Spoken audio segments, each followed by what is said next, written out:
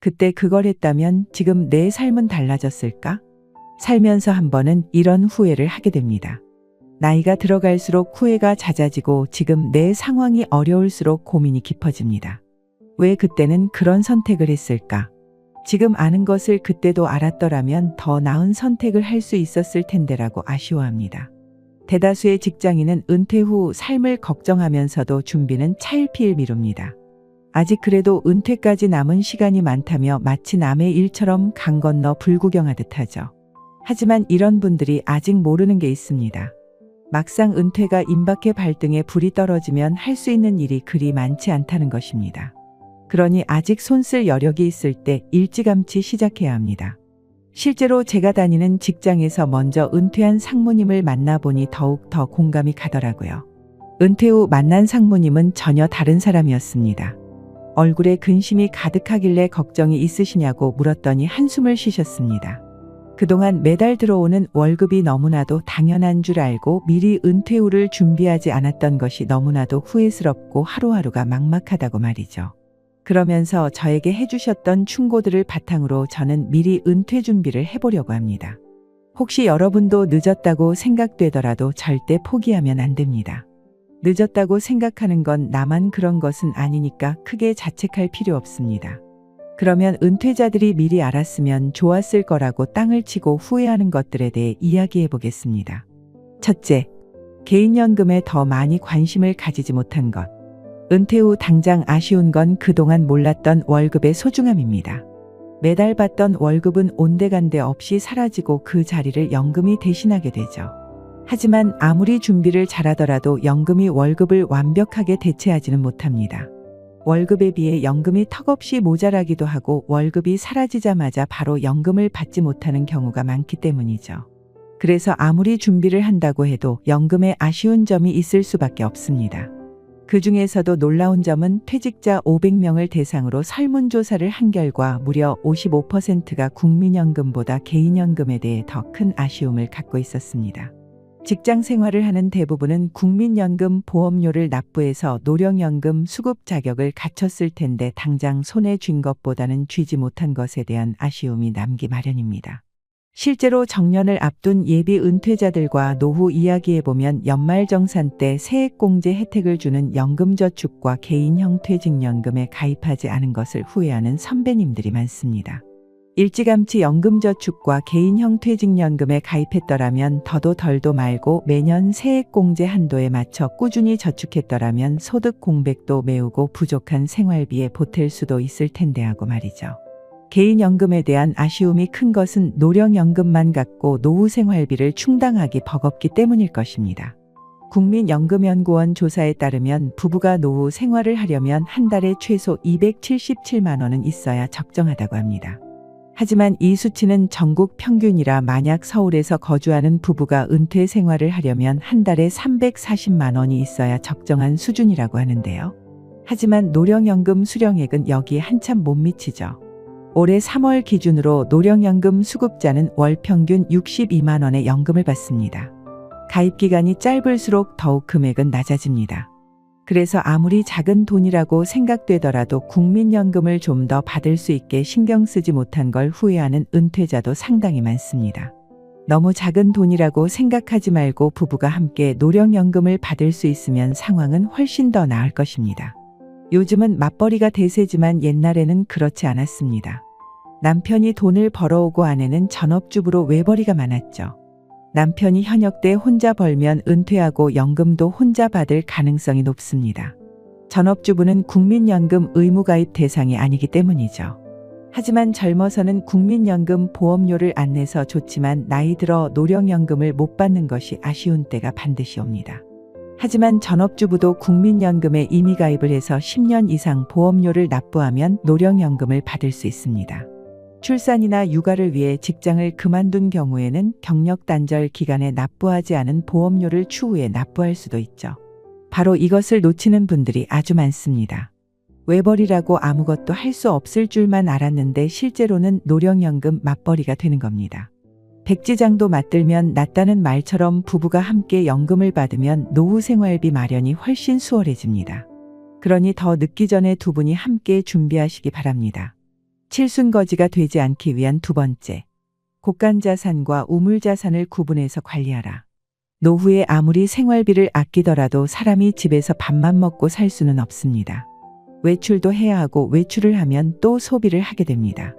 하지만 막상 노후에 돈을 쓰려면 너무 아깝고 내 미래가 걱정되는 불안함이 생기기 마련입니다. 이럴 때 노후재정 전문가는 필수 생활비와 자산을 축적해둔 곡간자산을 구분하라고 조언합니다. 식비, 생활비, 문화비를 필수 생활비로 구분해서 땅이 마를 때 사용하는 우물재산처럼 쓰고 평상시에는 문을 굳게 걸어 잠그고 버티는 곡간자산을 구분하라는 것이죠. 이렇게 용도에 맞게 둘을 구분해야 노후 생활비에 대한 막연한 불안함이 사라질 수 있습니다. 왜냐하면 돈을 한 곳에 모아놓으면 통장이 괜히 돈이 많은 것처럼 착시 현상이 일어나 소비가 관리 안 되기도 하고 통제력이 떨어집니다. 게다가 은퇴를 하면 우리는 시간 부자가 됩니다. 시간이 너무나도 많아진 건 좋은데 시간을 보내려면 돈이 필요합니다. 그래서 노후에는 더더욱 여러 취미에 관심을 갖기 마련인데 우물자산과 곡간자산을 구분하면서 취미에 사용할 자금도 우물자산으로 미리 구분을 해두는 것이 필요합니다. 은퇴 후 취미생활은 필수이지만 거기에 사용할 자금을 미리 구분해두고 준비하지 않으면 괜한 돈이 나가는 것 같아 선뜻 돈을 쓰지 못하고 무료한 나날을 보내기 때문입니다. 그러니 여러분은 생기 있는 은퇴를 위해 곡간자산과 우물자산을 분리해서 관리하시기 바랍니다. 칠순거지가 되지 않기 위한 세 번째. 퇴직하고 할 일을 미리 준비해 둘 걸. 우리가 직장에서 은퇴하면 평생 일을 안 하고 살까요? 저도 그렇게 생각한 적이 있지만 그렇지 않습니다. 100세를 넘게 사는 요즘 우리는 아직 젊고 충분히 일할 능력과 남들보다 잘할 자신도 있습니다. 제일 중요한 것은 아무 일도 하지 않아도 될 만큼 경제적인 준비가 되어 있는 경우도 많지 않다는 것이죠. 최소한 노령연금을 수령할 때까지는 일을 하려고 하는 것이 정신적으로나 재정적으로 좋습니다.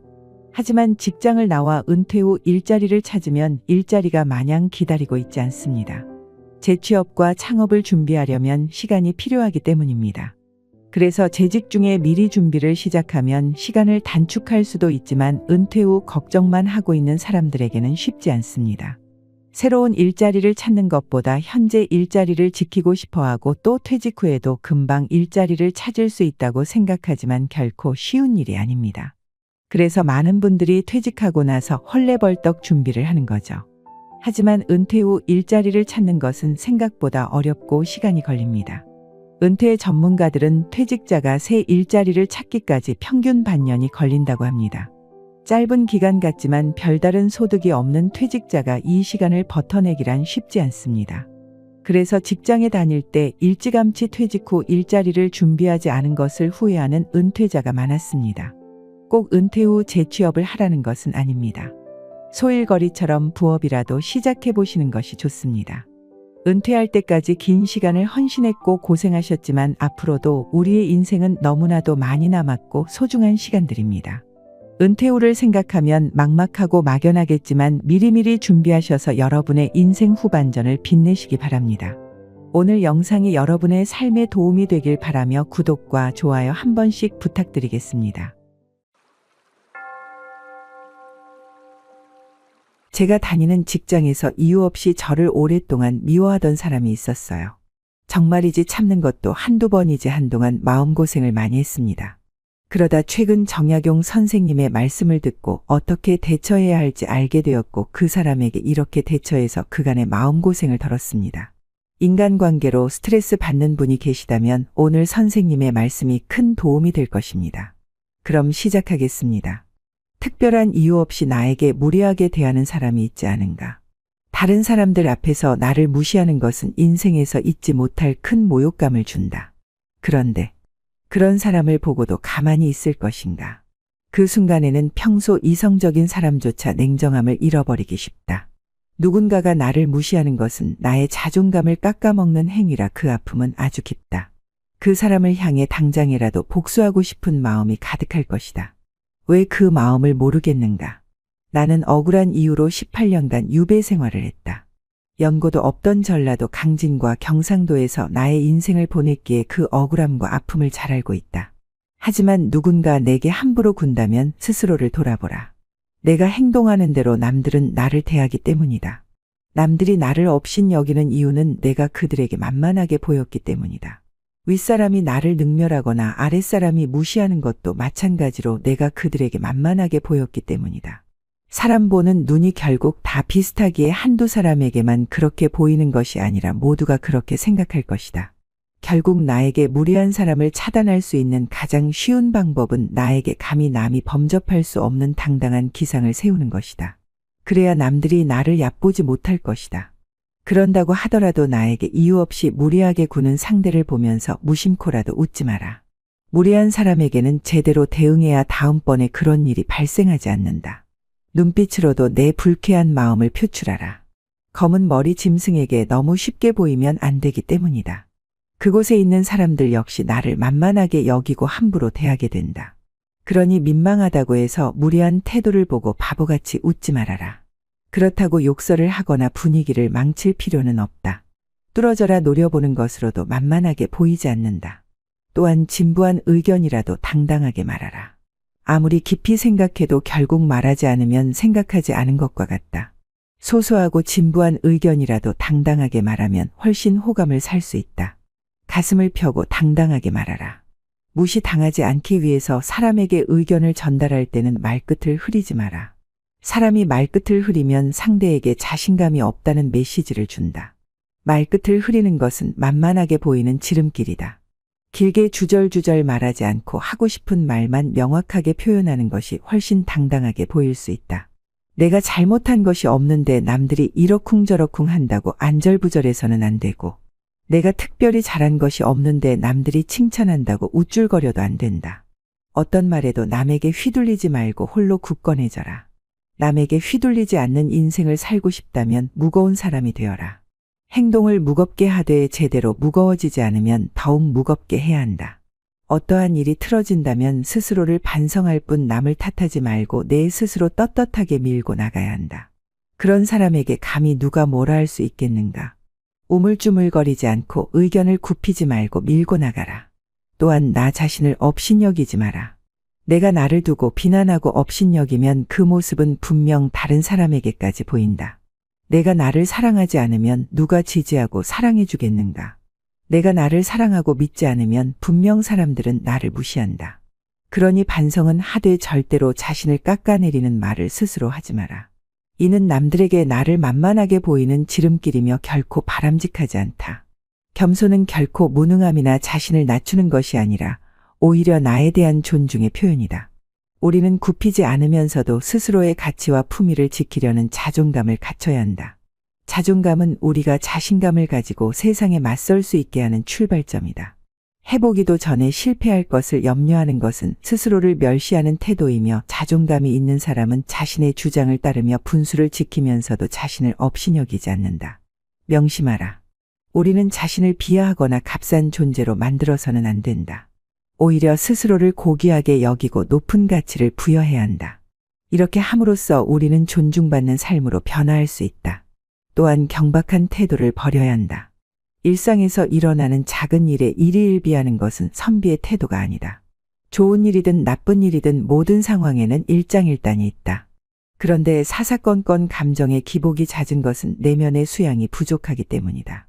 사람이 한치 앞을 내다보지 못하며 쉽게 들뜨거나 가라앉는 태도를 피해야 한다. 세상을 다 얻은 것처럼 기뻐하다가 금방 세상이 끝났다며 한숨 쉬는 것은 소인배의 태도다. 그러니 사소한 일에 흔들리지 않고 대의를 지켜라. 그런 마음가짐을 가지면 마음속의 불안과 사심을 버리고 평정심을 유지하는 것이 가능해진다. 이러한 자세는 우리가 스스로에 대한 존중과 자존감을 높이는 지름길이다.